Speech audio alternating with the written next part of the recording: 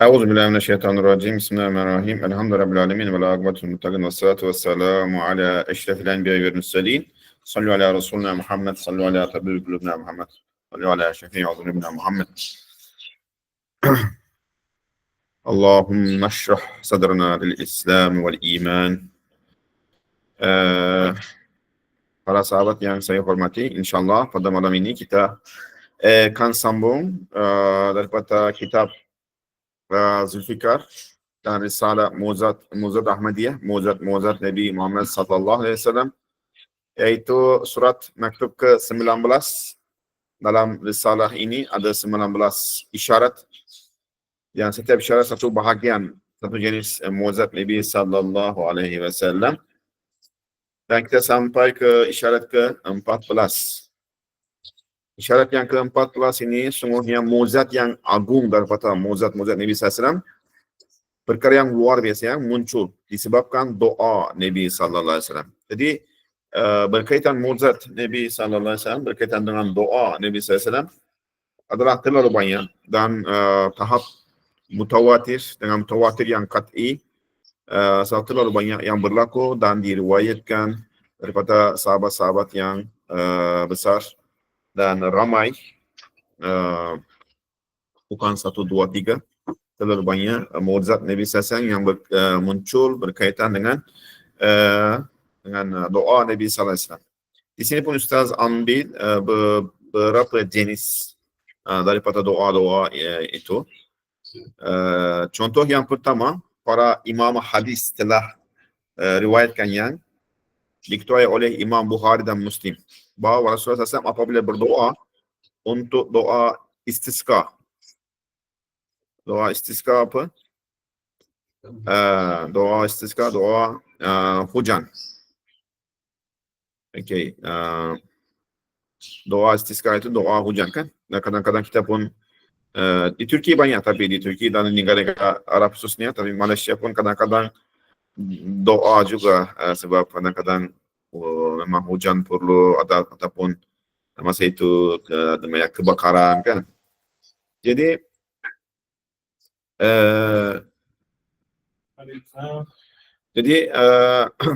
banyak berlaku dengan doa istisqa Rasulullah SAW. Jadi peristiwa ini di tahap tawatur dan berlaku beberapa kali. Rasulullah SAW pernah mengangkat kedua-dua tangannya beberapa kali untuk berdoa, untuk doa istisqa ketika berada di atas minbar. Namun hujan turun sebelum baginda menurunkan kedua-dua tangannya. Dan sebagaimana telah kami terangkan sebelum ini, yaitu ketika tentera ditimpa kehausan beberapa kali, kemudian awan datang dan mereka diserami hujan. Bahkan ketika Datuk Rasulullah SAW, yaitu Abdul Muttalib, keluar untuk melakukan permohonan hujan atau doa istisqa dengan wajah Nabi yang mulia sewaktu kecil, lalu turunlah hujan sebagai kehormatan bagi Nabi SAW. Jadi tapi masa itu orang tahu, orang ingat doa hujan itu turun kerana kehormatan kepada Abdul Muttalib. Jadi Abdul Muttalib, mereka pun tak bagi tahulah, cuma mereka tahu hujan itu turun kerana kemuliaan Rasulullah sallallahu alaihi wasallam, tapi mereka masa itu tidak berapa bagi tahu apa yang akan berlaku tentang Rasulullah sallallahu alaihi wasallam, mereka sembunyikan. Jadi peristiwa ini menjadi masyhur melalui beberapa syair Abdul Muttalib. Jadi Sayyidina Umar radhiyallahu an telah bertawassul dengan Al-Abbas selepas kewafatan Nabi sallallahu alaihi wasallam, berkata masa ada kemarau dan hujan memang kurang masa itu, dan Sayyidina Umar radhiyallahu an bersama jamaah mereka keluar untuk doa istisqa dan mereka membawa Sayyidina Abbas bin Abdul Muttalib radhiyallahu an. Dan mereka doa, Sayyidina Umar radhiyallahu an doa di sana, Allahumma inna kunna natawassalu ilayka bi nabiyyina fatasqina wa inna natawassalu ilayka bi ammi nabiyyina fasqina. Ya Allah, dahulu kami pernah bertawassul kepadamu dengan nabi kami lalu engkau turunkan hujan. Sekarang kami bertawasul dengan Pak Cik Nabi. Maka turunkanlah hujan ke atas kami. Lalu turunlah hujan. Jadi Imam Muslim dan Bukhari juga memberitahu bahawa Rasulullah SAW diminta untuk berdoa, doa istisqa. Rasulullah SAW pun berdoa, lalu turunlah hujan sehingga mereka terpaksa berkata, berdoalah agar Allah menghentikan hujan. Rasulullah SAW pun berdoa, kemudian berhentilah hujan. Masa Nabi SAW memberikan khutbah dan seorang Badui, dia minta apa? Ya Rasulullah, ada kemarau dan binatang-binatang kami sudah binasa. Minta doa. Jadi Nabi SAW, masa itu belum ada lagi awan di langit. Dan Nabi SAW angkat tangan. Sebelum turunkan tangan Nabi SAW dan hujan mula turun. 1 minggu berterusan hujan. Dan datanglah lagi seorang Badawi itu. Kata, ya Rasulullah, sudahlah banyak hujan, sudah banyak akan banjir, dan sudah lebih sangat. Doakan Allah hentikan hujan. Dan Nabi SAW doakan dan isyarat kepada awan-awan itu. Kata, Allahumma hawalaina la alaina. Allahumma hawalaina la alaina. Ya Allah, jangan atas kami, bahkan sekeliling kami.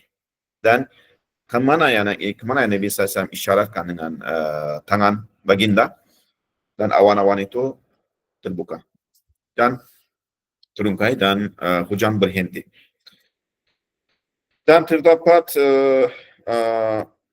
satu riwayat yang masyhur yang dekat kepada tawatur bahawa Rasulullah SAW telah berdoa ketika beribadat secara tersembunyi sebelum bilangan para sahabat dan orang mukmin mencecah 40.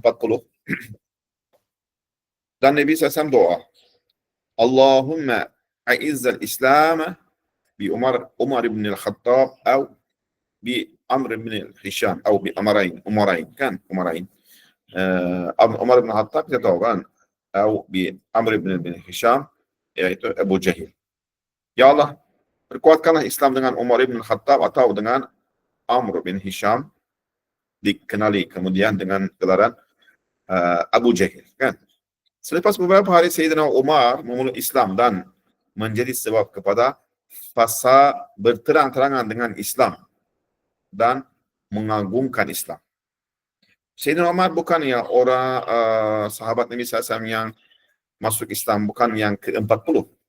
Memang akhir yani buka sudah lebih 100. Tapi masa Sayyidina Umar yang masuk ke rumah Darul Arqam, masa itu bilangan mereka telah sampai 40 orang. Jadi Sayyidina Umar bukan yang mengenal daripada yang awal-awal yang masuk Islam. Jadi Sayyidina Umar diberi gelaran dengan gelaran yang tinggi dan mulia, yaitu Al-Faruq. Kan? Al-Faruq, apa maksudnya Al-Faruq? Ya, memecahkan ataupun dengan antara hak dan batil, kan? Al-Faruq, Sayyidina Umar radhiyallahu anhu. Allah SWT bagi rezeki kepada ni ya. Dan Abu Jahil tak dapat nasib daripada doa itu sebab dia punya ada kufur inadi, degil yani. Contoh ketiga, Rasulullah SAW pernah mendoakan kebaikan untuk para sahabat yang mulia, lagi terpilih, bagi tujuan-tujuan yang berbeza-beza. Dan doa-doa tersebut dimakbulkan dengan penuh keajaiban, sehingga kerematan doa-doa tersebut mencapai tahap mukjizat. Dan sebagai contoh, Imam Al-Bukhari dan Muslim meriwayatkan bahawa Nabi SAW mendoakan kebaikan bagi Ibn Abbas. Ibn Abbas siapa? Abdullah Ibn Abbas, anak saudara. Ibn Abbas, Abdullah Ibn Abbas daripada Ibadah Sab'ah dan seorang alim yang besar. Sebelum hijrah dia masuk Islam, sebelum awal daripada ayahnya, dan menjadi antara ulama yang terbesar masa itu. Dan makamnya di Taif, kalau pergi sana, Masjid Abdullah bin Abbas kan. Nabi SAW doa kepada Ibn Abbas, Allahumma faqihhu fid din wa 'allimhu ta'wil. Ya Allah, berilah pemahaman baginya di dalam agama dan ajarilah dia takwil. Jadi ibu ayah tahu doa ini kan, setiap hari masa hantar anak-anaknya ke sekolah, doa, cium kepala mereka kan, doa untuk anak-anak. Tapi kita kena doa untuk kita juga ya, untuk semua orang doa untuk dirinya sendiri. Allahumma faqihni fid din wa 'allimni ta'wil. Ya, kita doa untuk kita juga. Allahumma faqihni fid din wa 'allimni ta'wil. Doa Rasulullah SAW dimakbulkan Allah sehingga Ibn Abbas menerima gelaran yang tinggi, yaitu terjemahan Al-Quran, penterjemah Al-Quran, dan mendapat pangkat yang tinggi, yaitu Hibrul Ummah, pendeta ummah. Sehingga Sayyidina Umar memasukkannya ke dalam majlis para ulama dan para sahabat yang besar, walaupun umurnya masih amat muda. Jadi sahabat-sahabat pun mereka berkhairan. Ini budak kecil, kalau dia masuk, kami pun bawalah anak-anak kami, kan? Tapi kalau ada soalan yang mereka tahu, Abdullah bin Abbas yang balas kepada Sayyidina Umar. Dia bagi pandangan yang cerdik yani. Para pemilik kitab-kitab hadis sahih meriwayatkan yang diketuai oleh Imam Al-Bukhari bahwa ibu Sayyidina Anas, apa nama dia? Ummu Sulaim.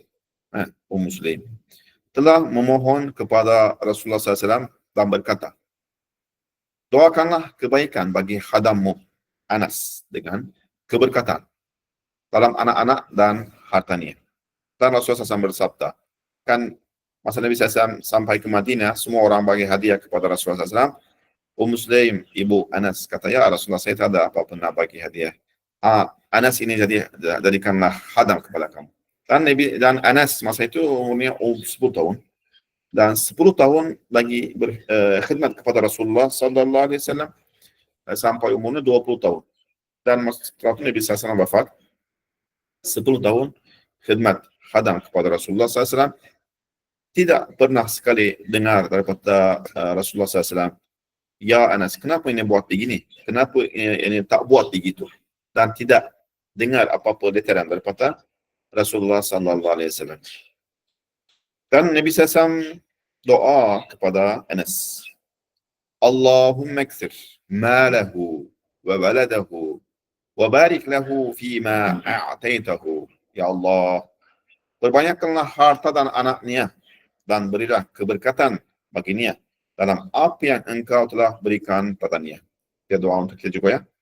Allahumma akthir malana wa waladana wa barik lana fima a'taitana. Ya Allah, perbanyakkanlah harta-harta dan anak, dan berilah keberkatan kita dalam apa yang engkau telah berikan pada kita. Ya, doa untuk kita ya.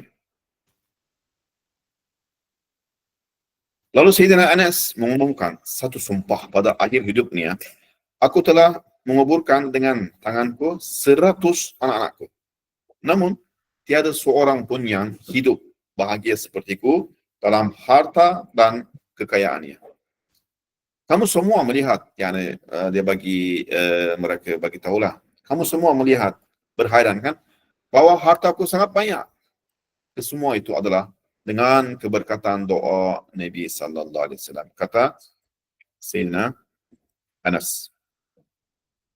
Ahli hadis meriwayatkan yang diketuai oleh Imam Al-Baihaqi bahawa Rasulullah SAW berdoa bagi Abdurrahman bin Auf, kan minal asyarain mubasysyirah juga, yang merupakan salah satu daripada 10 orang yang diberi kabar gembira dengan syurga, dengan hartanya banyak dan keberkatan. Lalu beliau mendapat kekayaan dengan keberkatan doa itu, sehingga beliau pernah bersedekah di jalan Allah dengan 700 unta betina dengan bawaannya barang-barangnya sekalian.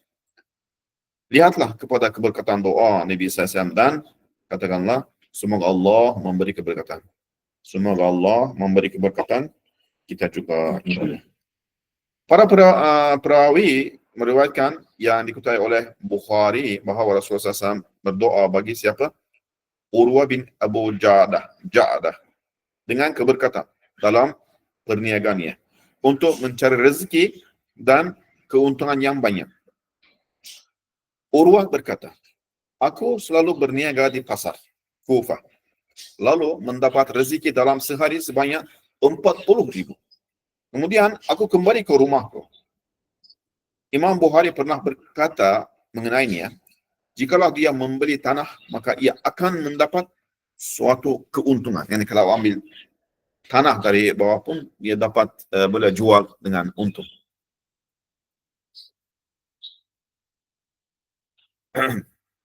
Dan Nabi SAW juga telah, jikalau dia membeli itu, semacam saya di asalnya, mungkin dia mengambil tanah dari tanah, dan dia jual itu dengan dia dapat untungnya, maksudnya.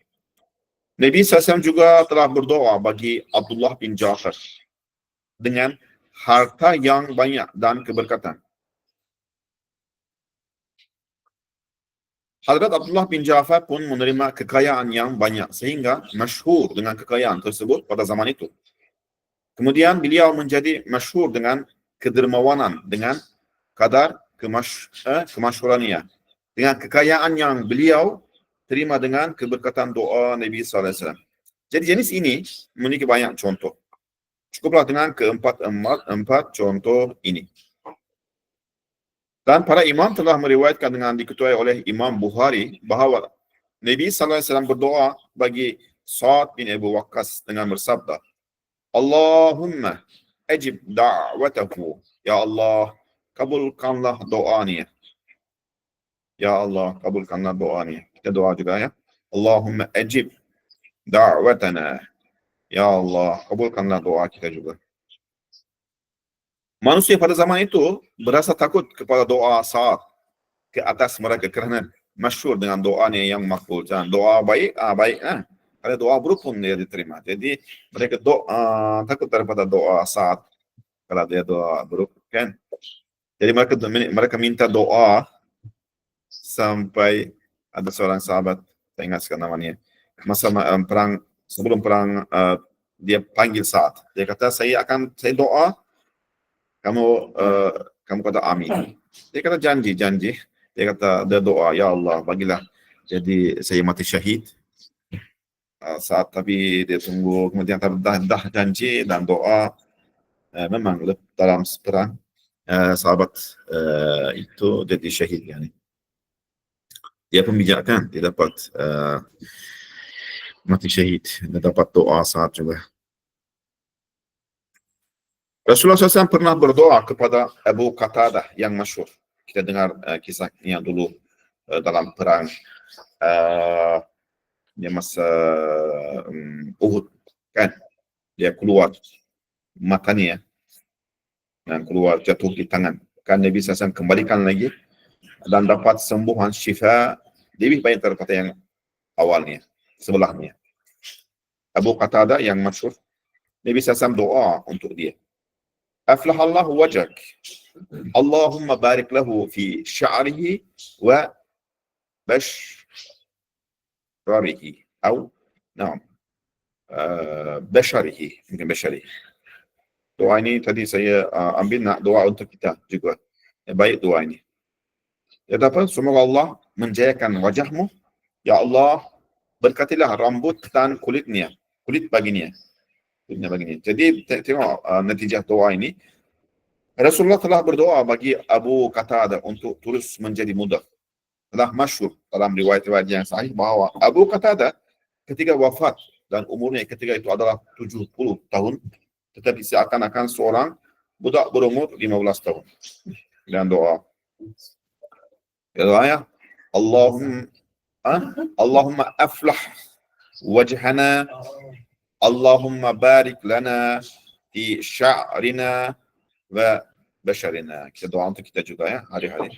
Nanti dapat mudah, dapat katalah dinamik yang dalam khidmat dakwah sentiasa tak rasa sakit-sakit kan, sentiasa dapat kekuatan, semangat, sentiasa Sampai akhir umur Nabi sallallahu alaihi wasallam. Nabi SAW sentiasa dengan dinamik, dengan semangat, sentiasa dalam lari dalam khidmat dakwah. Hanya mungkin 14 atau 13 hari saja akhir-akhir yang sebelum meninggal wafatnya rasa sakit yang kuat. Tapi sebelum itu tak rasa apa-apa. Yang masa itu memang sentiasa semangat dalam khidmat dakwah. Jadi kita doa juga untuk kita. Yang doa-doa ini kan kita belajar hafal. Allahumma aflah wajhana, Allahumma barik lana fi sya'rina wa basharina, amin. Semoga Allah menjayakan wajah kita, ya Allah, berkatilah rambut dan kulit kita bagi kita, insyaallah, amin. Kisah yang masyhur bagi seorang penyair yang masyhur yaitu Nabigah, An-Nabigah, bahwa beliau telah membacakan sebuah syair daripada syair-syairnya ketika bersama Rasulullah SAW. Dia baca satu syair kepada Nabi SAW. Balagna as-samaa'a fi majdina wa sana'ina wa inna nuridu fawqa zalika mazhara. Kami telah mencapai langit dalam kemuliaan dan ketinggian kami. Sungguhnya kami ingin lebih tinggi daripada itu dari sudut mazhar kami. Kan? Lalu Rasulullah SAW berkata kepadanya secara bergurau, ila aina ya Aba Layla? Kemarikanlah kamu, wahai Abu Layla. Kamu pergi mana? Langit-langit. Lepas itu, yakni ke manakah kamu mahu dalam syairmu setelah langit dan ke manakah niatmu? Beliau berkata, ilal jannati ya Rasulullah, ke syurga wahai Rasulullah. Kemudian beliau membacakan syair yang lain yang memiliki kebijaksanaan. Lalu Rasulullah SAW mendoakan kebaikan baginya. La yaftud, la yaftudillahu fakah. La yaftudillahu fakah. Tidaklah Allah meronggokkan mulutmu. Meronggokkan mulutmu.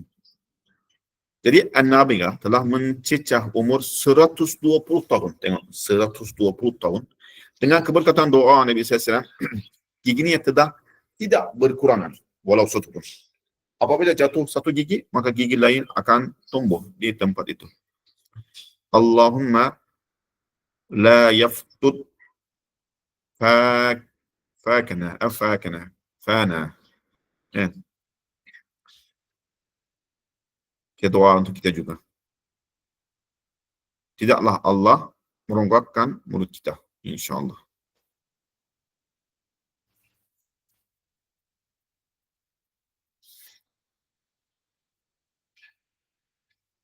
Jadi diriwayatkan dengan riwayat yang lain sahih bahawa Rasulullah SAW berdoa bagi Imam Ali radhiyallahu anhu, Allahumma kfihil harra wal qarra.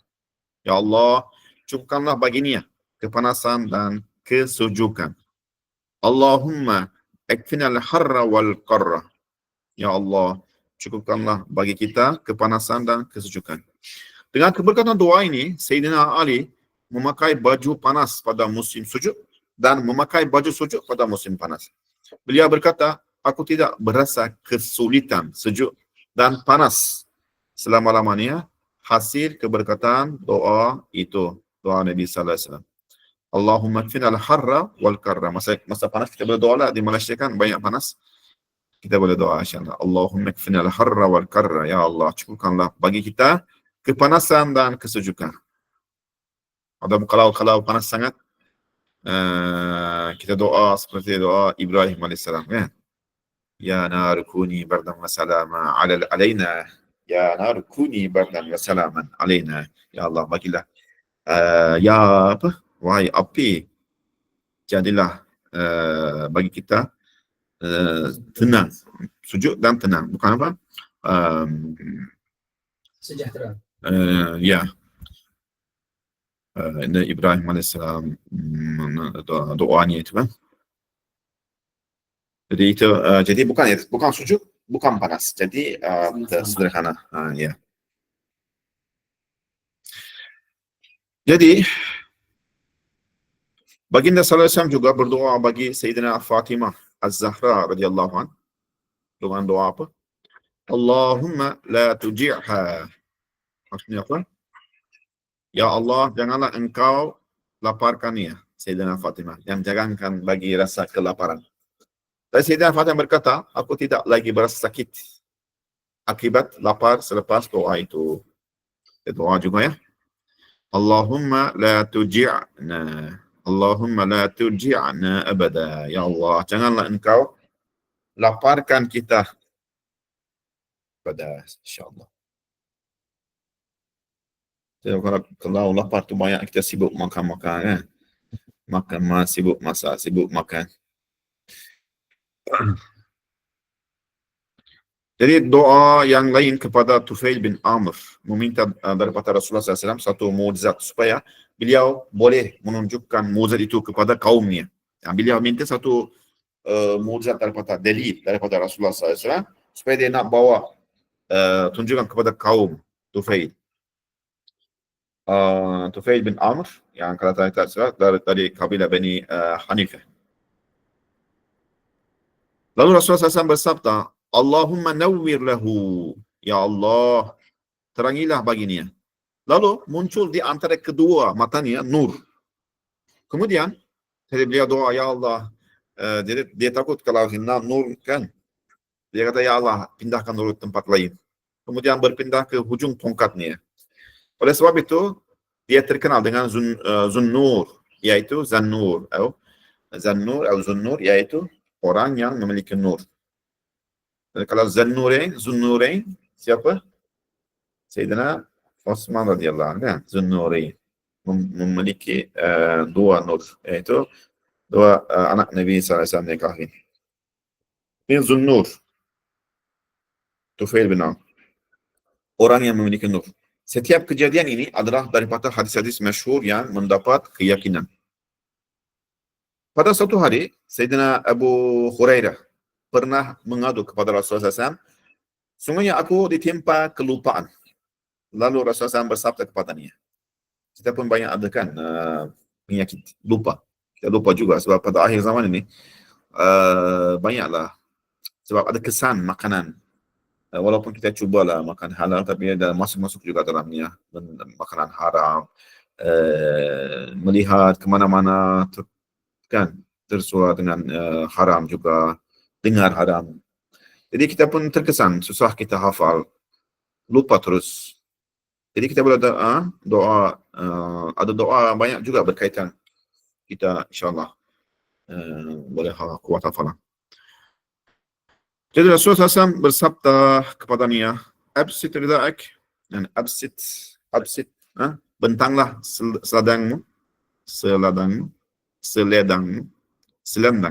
bukan seladang, selendangmu.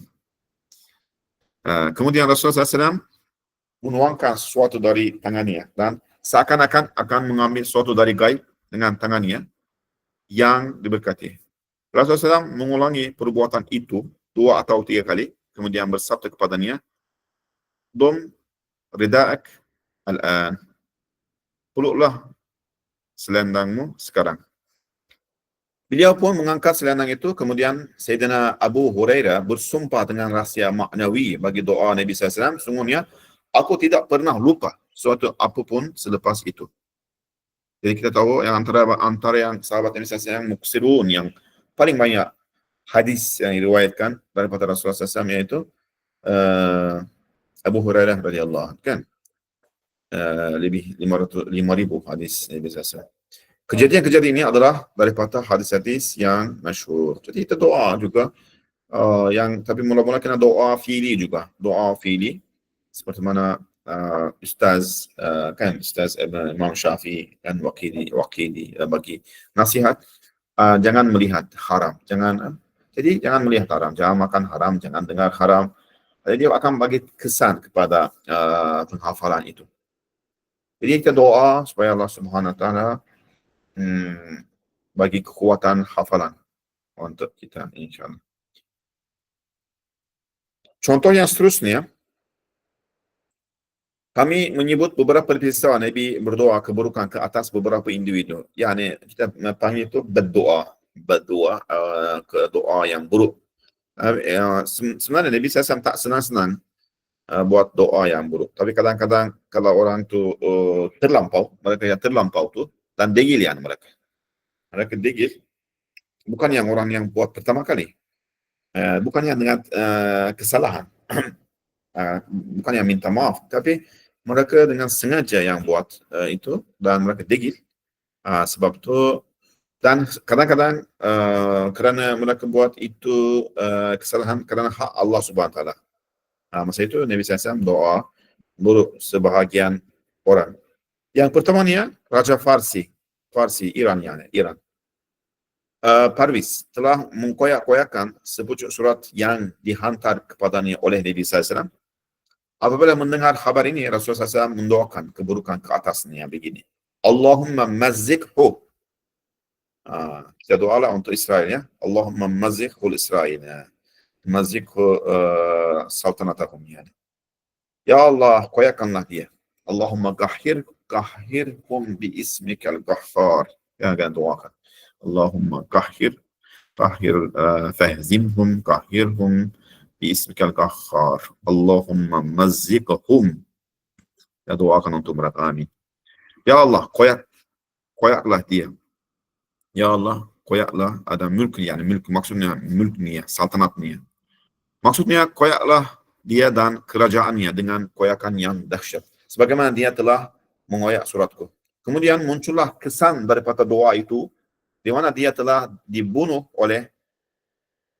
dan dikoyak raba oleh anaknya, Shirawai, dengan sebilah pisau.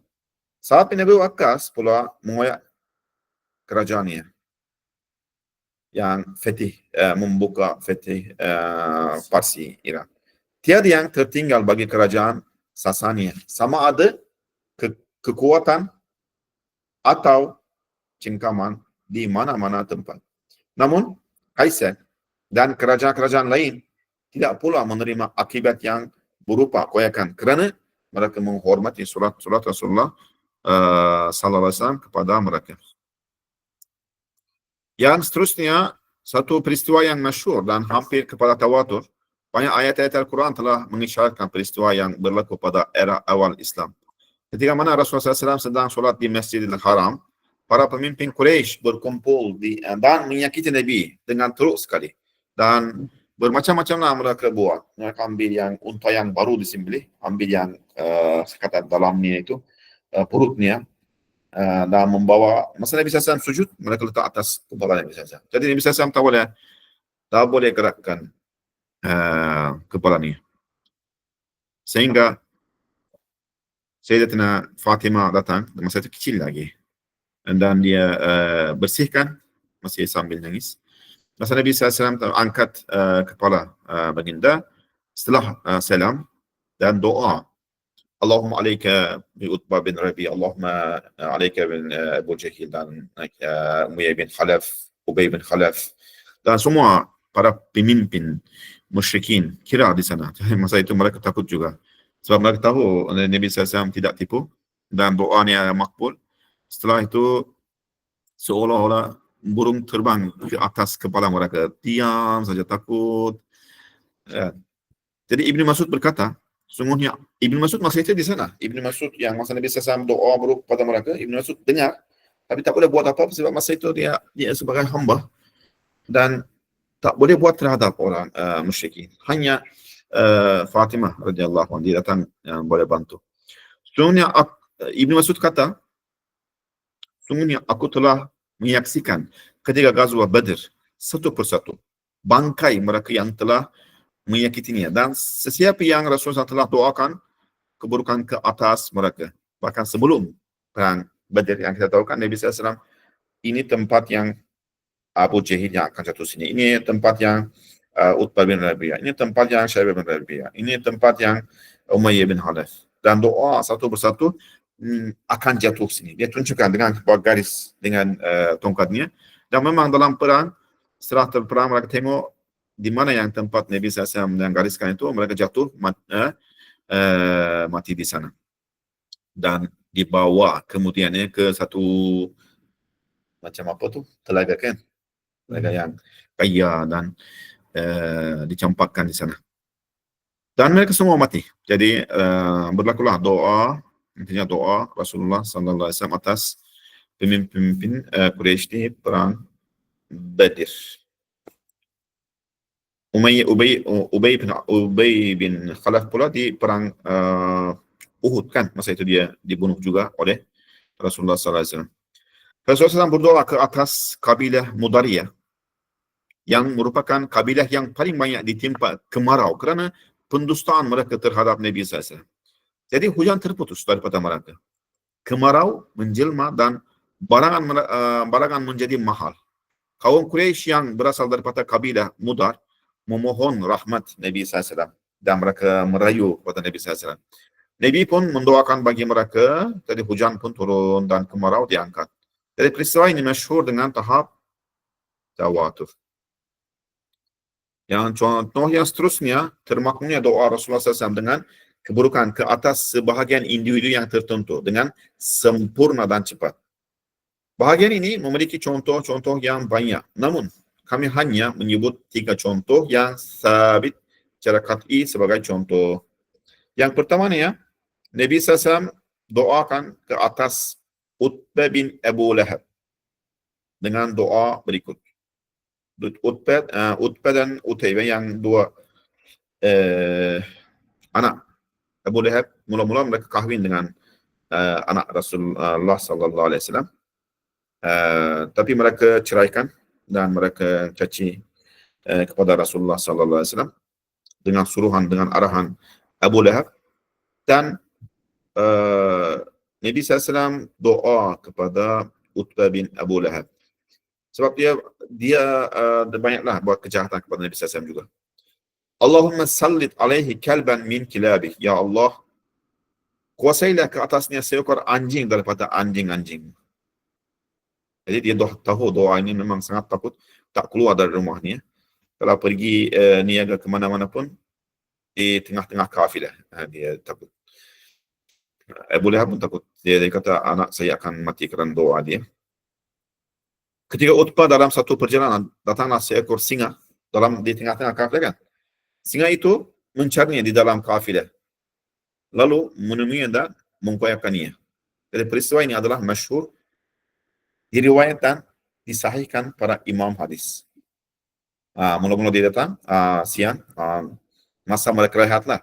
Dia cari, dia tentukan. Lepas tu datang malam nanti, tengah malam, dan membunuh Utbah bin Abu Lahab. Jadi peristiwa ini adalah masyhur, diriwayatkan, disahihkan para imam hadis. Yang kedua, ini pula kisah Muallim bin Jassamah. Muallim bin Jassamah. Muallim bin Jassamah. Amir bin Al-Adbat. Amir bin Al-Adbat telah dibunuh secara khianat. Sebelum itu Rasulullah SAW telah menjadikan Amir sebagai komander ke atas satu perang ma'arakah untuk jihad dan berperang. Ketika itu, Muallim bersamanya dalam Sariyah ini. Apabila telah sampai berita pengkhianatan Muallim, Nabi SAW amat murka, marah yani. Lalu mendoakan ke atas Muallim. Allahumma la taghfir li Muallim. Ya Allah, janganlah engkau mengampunkan Muallim. Selepas 7 hari, Muallim binasa. Mereka meletakkannya ke dalam kubur. Namun, kubur melontarkannya. Setiap kali mereka meletakkannya di dalam kubur itu tidak menerimanya. Ini kisah ini saya macam ingat dari satu. Macam berlaku. Melontarkannya. Setiap kali mereka meletakkannya di dalam kubur tidak menerimanya. Kemudian mereka terpaksa mendirikan satu dinding yang kokoh di antara dua batu. Dan dengan cara ini dia ditanam di bawah bumi. Macam orang itu pun dia begitu. Jadi maksudnya berlakulah sama benda. Sebab dia mengkoyakkan kerajaan Islam dan musnahkan kan, menghancurkan Islam. Jadi Allah SWT buat akibatnya yang sama. Kan, atasnya batu-batu kan. Jadi ketika Rasulullah SAW melihat seorang lelaki makan dengan tangan kirinya, baginda bersabda kepadanya, "Kul biyaminik." Makanlah dengan tangan kananmu. Lelaki itu berkata, "La astati'." Saya rasa di sini diajak, bukan yang memang tak buat, tak ada buat, kan? Kalau tak boleh buat, katakanlah dia mesti doa kepada dia. Dia ajak dengan dia, saya tak boleh buat, tak nak buat yani, tak nak dengar kamu. Aku tidak boleh berbuat demikian. Rasulullah SAW bersabda, "Lasta ta'atah." Yani kamu tidak akan mampu mengangkatnya. Selepas itu lelaki itu tidak dapat lagi mengangkat tangan kanannya. Jadi kita kena tengok masa kejadian ini, masa berlaku. Takkan kan Nabi SAW terus orang itu memang kalau tak mampu, betul-betul tak mampu, takkan doakan atasnya. Dia kenal. Tapi ini orang ini dengan degilnya buat tak nak dengar arahan, nak makan lagi dengan tangan kirinya itu. Jadi Nabi SAW pun dia kata la astati, Nabi SAW la stata'ta yani. Jadi contoh ke-6, kami akan sebut beberapa kejadian daripada perkara-perkara luar biasa yang muncul dengan doa dan sentuhan Nabi SAW. Kejadian itu adalah sabitannya qat'i. Okey. Pertamanya, Rasulullah SAW telah memberi Khalid bin Walid, pedang Allah, Saifullah yani, beberapa helai rambutnya. Nabi SAW bagi yani, dan berdoa untuk kejayaan beliau. Khalid memelihara rambut tersebut di bawah kopiahnya sentiasa jaga sini yani.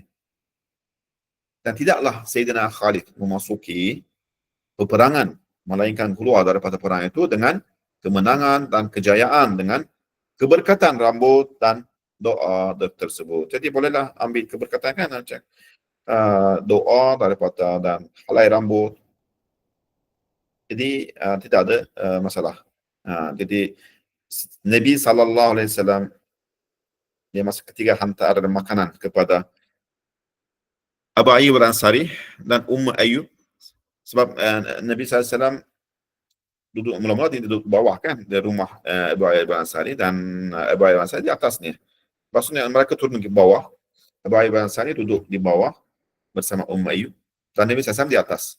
Tapi mereka masak ataupun kalau ada makanan sampai, mereka hantar kepada Nabi SAW dulu. Dan Nabi SAW makan, kemudian bagian yang hantar kepada mereka. Jadi mereka tengok di mana bekas tangan Nabi SAW, dan mereka makan dari sana. Kalau ada bekas tangan Nabi SAW, mereka makan sebab nak ambil keberkatan dari sana. Dan mereka ceritakan ini kepada Nabi SAW. Nabi SAW tak kata apa-apa. Ya Rasulullah, kami memang makan, tengok bekas tangan kamu, kami nak ambil keberkatan daripada itu. Abdullah bin Ubay bin Salul sama juga. Abdullah bin Ubay bin Salul yang ketua munafik, ketua orang munafik tu. Masa meninggal, dia kata, dia bisa tahu dia orang munafik, tapi dia kata, ya Rasulullah, bagilah masa saya dikafankan dengan baju kamu itu, dan kamu jadikan imam untuk saya. Dan Nabi SAW bagi bajunya, ambil. Dia nak dapat keberkatan daripada itu. Nabi SAW tahu yang dia tak bagi faedah kepada dia, kan? Doanya pun tak bagi faedah kepada orang itu. Dan Allah, dan maksudnya Nabi SAW maksudnya apa? Takkan kata ini mana boleh ambil keberkatan daripada baju ke rambut ke, kan? Maksudnya jangan janji jangan terlampau, maksudnya kan. Jadi kejadian yang seterusnya, Salman Farisi pernah menjadi hamba. Doa berkaitan dengan Salman Farisi ini. Salman Farisi pernah menjadi hamba milik seorang Yahud sebelum memeluk agama Islam.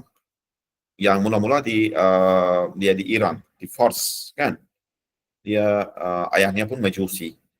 Ya, lepas tu dia pindah ke Suria, Syam, sampai ke selatan Turki, dan dia masuk agama Kristian. Akhir-akhir sekali masa nak balik ke Madinah, dan dijadikan sebagai dihambakan.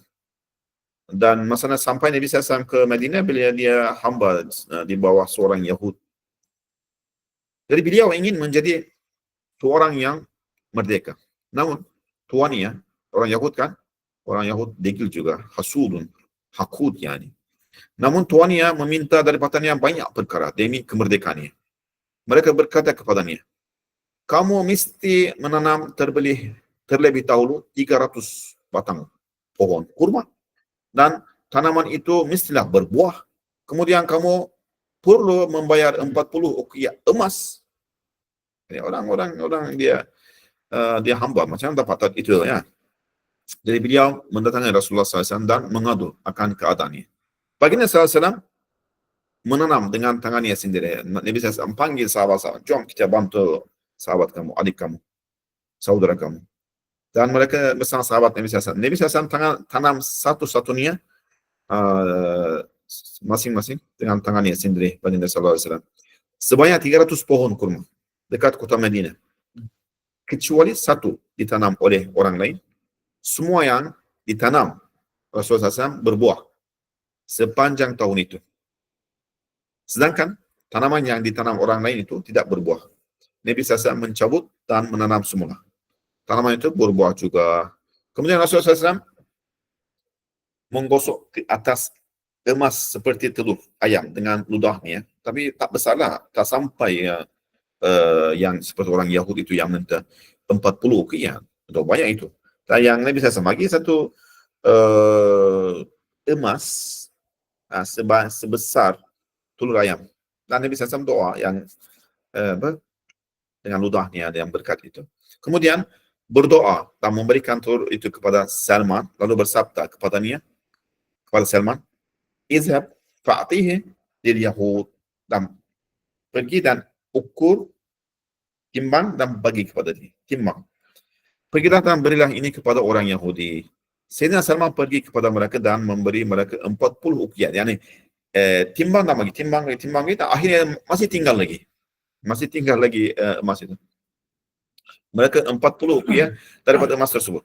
Emas tersebut masih seperti telur ayam, seperti sebelumnya, tak kurang pun.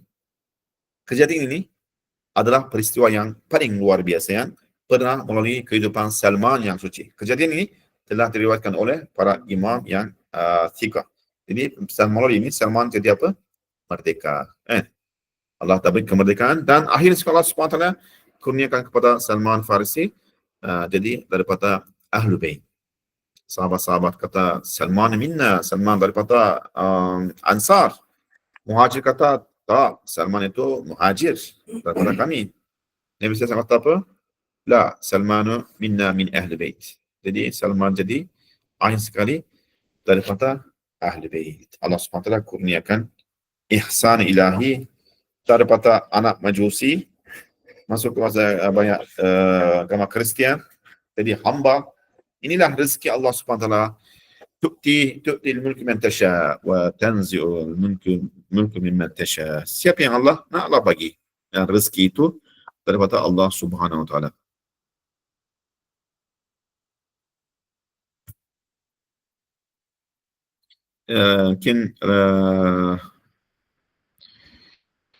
Kita mungkin berhenti di sini. Ada lagi banyak lagi contoh doa, natijah doa Rasulullah SAW. Saya biarkan para sahabat-sahabat baca sendiri. Kan ada link sudah diberikan dalam link itu.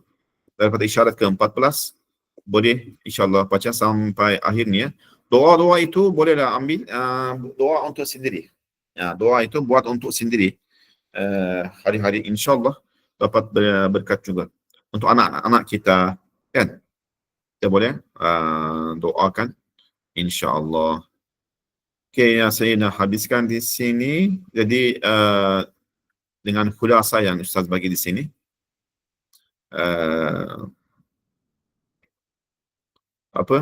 terdapat terlalu banyak contoh berkaitan dan doa keberkatan doa Nabi sallallahu alaihi wasallam.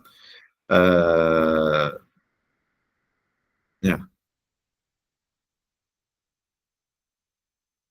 Jadi muzat-muzat Rasulullah yang cemerlang yang wujud secara kati itu memang ada pada setiap jenis. Adapun rincian-rincian dan contoh-contoh muzat-muzat itu juga adalah gambar-gambar bagi muzat-muzat yang mutlak lagi menyeluruh atau contoh-contoh bagi muzat itu. Okay, subhanaka la ilma lana illa ma 'allamtana innaka antal alim hakim wa akhiru da'wahum alhamdulillahi rabbil alamin.